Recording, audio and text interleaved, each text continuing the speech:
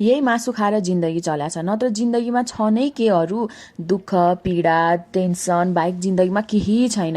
यसो उसो गरे यही मासुले नै खुसी दिन्छ। मासु पकायो खायो अनि आनन्द आउँछ, ल ठिक छ जे भयो नि जिन्दगीमा मासु त छ भन्ने हुन्छ, नत्र के हुन्थ्यो होला जिन्दगी। कस्तो लाग्यो तपाईँहरूलाई यो डायलग? यो डायलग मेरो भाइको हो के। उसलाई जब जब मासु खान मन लाग्छ नि उसले यही डायलग दिन्छ, मासु खाऊँ न भन्दैन, मासु खाएन भने त जिन्दगी नै फिका फिका लाग्ने के नखा जस्तो, के नपुग्या जस्तो हुने है। कस्तो भित्रैबाट छटपटी खाएको पनि केही कुराको स्वाद नलाग्ने रे।